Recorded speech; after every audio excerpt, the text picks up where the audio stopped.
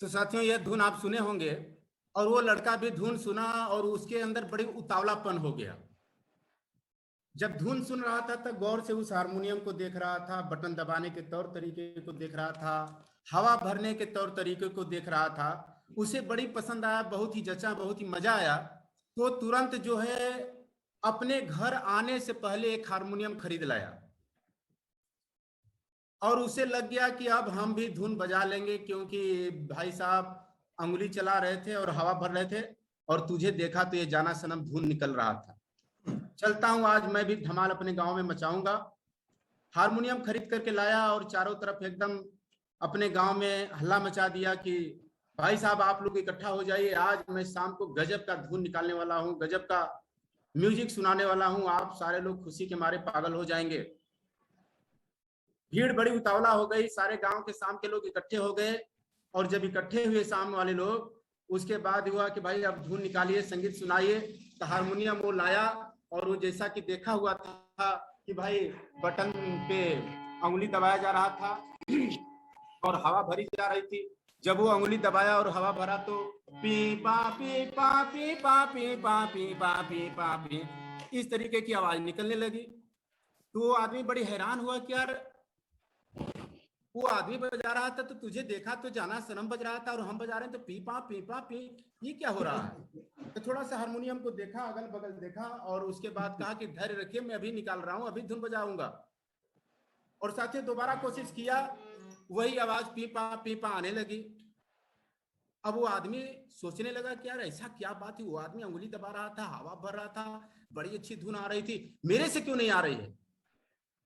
और साथियों ज्यों ही तीसरी बार कोशिश किया, सारे लोग हंसने लगे, कहे कि बंद करो अपना संगीत, बंद करो अपना संगीत। और उस आदमी के दिमाग में एक बात बैठ गई कि वो आदमी वहां पर मूर्ख बनाया है, झूठ किया है, मेरे साथ गद्दारी किया है, ये अंगुली दबाने और हवा भरने से धुन नहीं निकलती है, वो कोई दूसरा रीजन रहा होगा, वो आदमी हमें बेवकूफ बना दिया। और उसके बाद वो संगीत लाइन से निगेटिव हो गया, निगेटिव ही हमेशा वो सोचने लगा।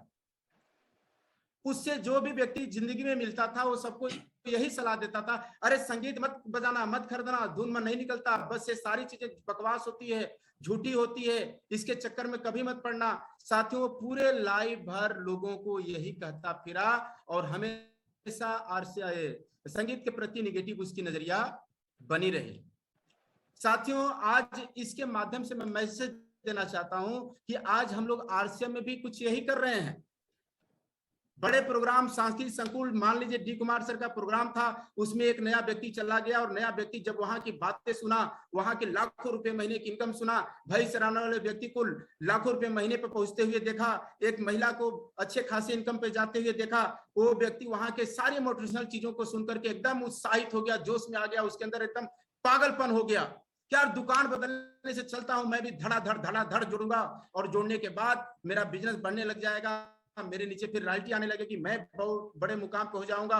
इस सपने सोच के साथ नया व्यक्ति गया और एक दिन के प्रोग्राम को देख करके गांव में आ गया और गांव में आने के बाद जोर जोर से चिल्लाने लगा कि यस मेरे पास वो चीज मिल गई, अब मैं धमाका कर दूंगा, पैसे की बौछार कर दूंगा, आओ मैं सबको जोड़ता हूं, दुकान बदलने से अमीर बना जाता है, आओ आओ भाई साहब आओ, आप भी आओ, आप भी आओ। एकदम हल्ला मचा करके जोड़ने का प्रयास किया। जिसको जिसको बताया साहब, सारे लोग नकारात्मक जवाब दिए, उसको बेवकूफ बोले, बुद्धू बोले, बोले तुम फंस गए हो, तुम गुमराह हो गए हो, इतने नकारात्मक, इतनी नेगेटिव बातें लोग बोले कि वो व्यक्ति हाथ पांव बांध करके चुपचाप बैठ गया और कहने लगा कि नहीं नहीं, सांस्कृतिक संकुल में बेवकूफ बनाया गया है, बुद्धू बनाया गया, झूठी बातें बोली गई है। वो बैंकर्स वाला खूब चिल्ला चिल्ला के बता रहा था, जरूर इसमें कोई चाल है, यदि बहुत अच्छा होता तो अब मेरे इतना बताने पर बहुत सारे लोग जुड़ गए होते। और साथियों वो आरसीएम के प्रति हमेशा हमेशा के लिए नेगेटिव हो गया। अब जीवन में जो भी व्यक्ति उससे मिलता था बस लोगों को नकारात्मक बातें बोला करता था और लोगों को होपलेस किया करता था। तो साथियों ऐसी स्थितियां आज हम सभी लोगों के पास होती है। तो मैं कहता हूं क्या संगीत बजाना खराब था या आरसीएम में जो बड़ी बड़ी बातें की जा रही थी वो खराब था।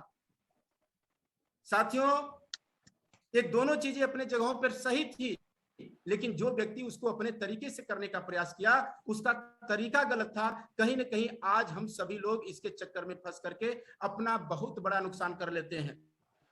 हाँ, बटन दबाने से संगीत आती है, हवा भरने से संगीत आती है, धुन निकलता है, लेकिन साथियों हमें बटन के एवरेज को सीखना पड़ेगा कि किस बटन पर कितना उंगली दबाना है, हवा की कैपेसिटी क्या होगी, किस बटन पे कितना रुकना है, किस हिसाब से संतुलन बनाना है, स्वर का पकड़ कैसा होना चाहिए, उसकी तैयारी अपनी पहले से होनी चाहिए। जब लंबा समय देते हैं, जब उसके ऊपर रिहर्सल करते हैं, काफी कीमत चुकाते हैं, उसके बाद जब हम धुन निकालेंगे तो कैसे निकलेगा?